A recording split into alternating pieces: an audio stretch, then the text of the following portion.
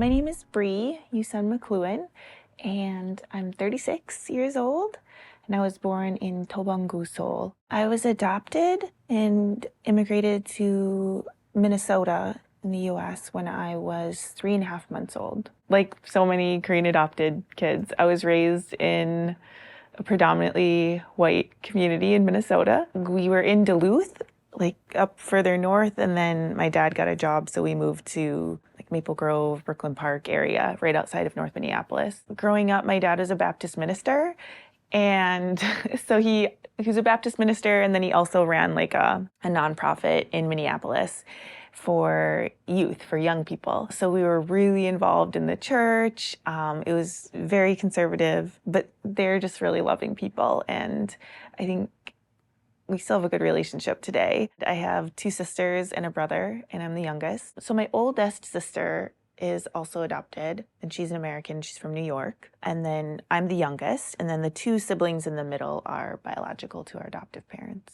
I think growing up in Minnesota was, I don't know, it was kind of a dichotomous experience. All of my siblings ended up going to a really much wealthier white public schools in Maple Grove. And I think it was maybe a combination of just both all of my closest friends also being Asian American, not adopted, but them going to one other school in the neighboring town, which was not as well funded, et cetera, but it was much more diverse.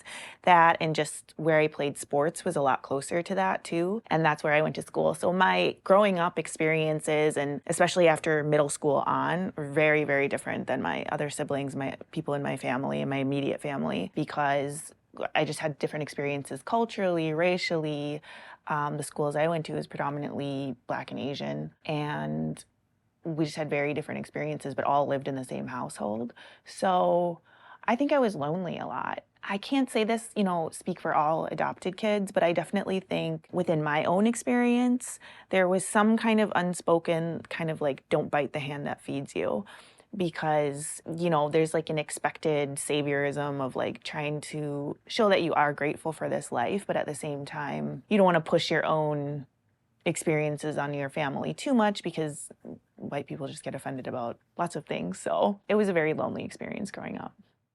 I actually was really good at sports, so I'm like super thankful for that. I turned professional really young when I was 17, I think. I think it was this strange kind of like blessing because we were middle class, but we were comfortable middle class, so they were able to put me in all of these activities. Through junior high, I was doing like swimming and gymnastics and figure skating and softball, running, I think just a little bit of everything.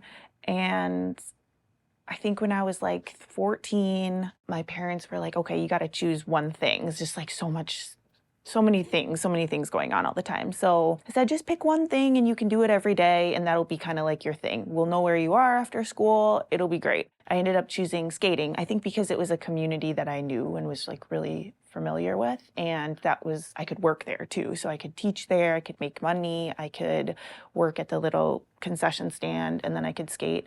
And I could ride my bike there. So yeah, so I skated pretty much every day from that point on. And it's funny, I really wasn't like the most talented kid, but I definitely think that because I was there all the time and because I just kind of felt like I had nowhere else to go.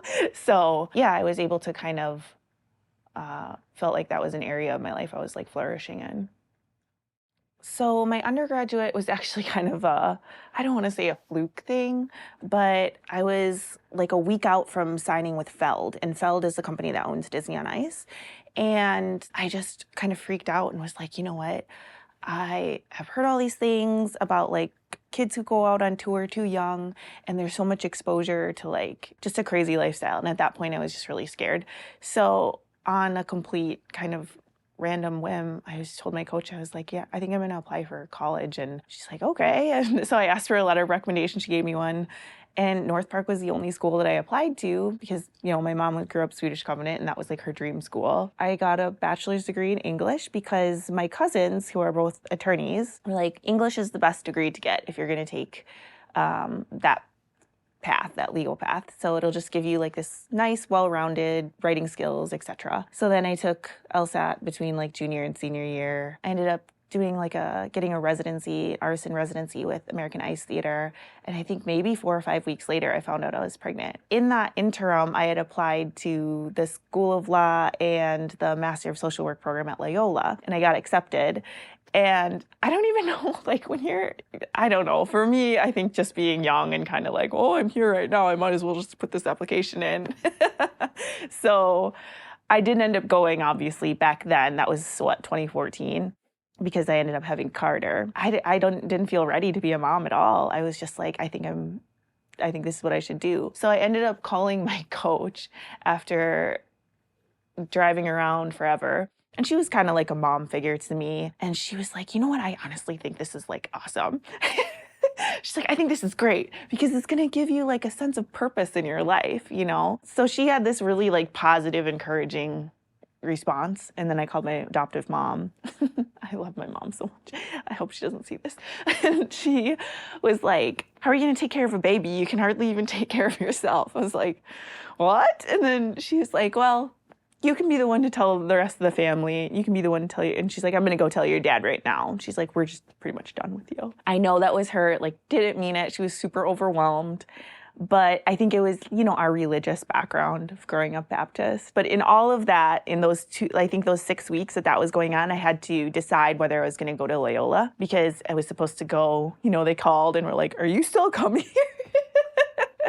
So I actually deferred for a year and then ended up not going. So I had to go through all the LSAT classes. My LSAT had expired when Carter was like 4 or 5, I think. So I went downtown twice a week and took another prep class. And he was in daycare, got like his godmother to watch him or something.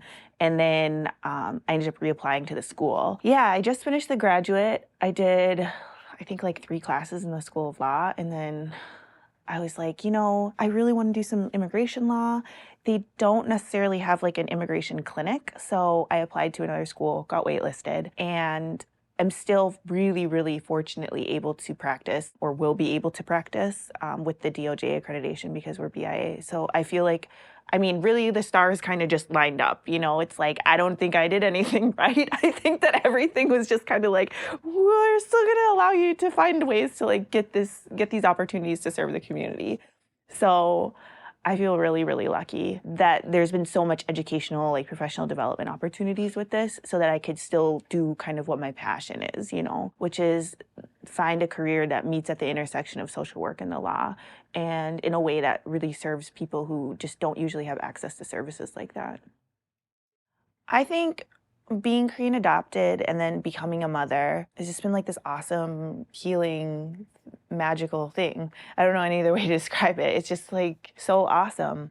I think he has inspired me more to be involved in, outside of my own comfort zone, to be involved in the Korean community here. And it really started from like this obligatory, I need to do this for him because that's something that I didn't have, that I was cut off access to. So it's really important for me to like make an effort so that he has a space. He feels like he has a space in the community. And it was so awkward for me to do that because number one, like I'm a single mom. 2, I'm adopted.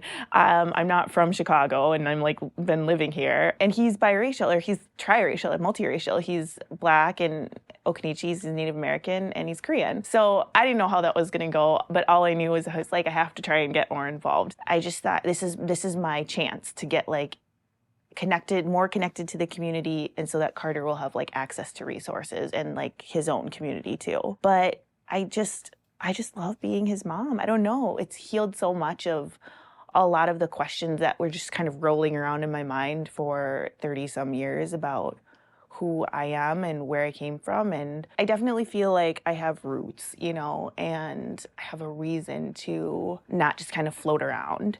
And he kind of just gives me like a purpose. My name is Bree Yoo-Sun McLeun, and this is my Korean American story.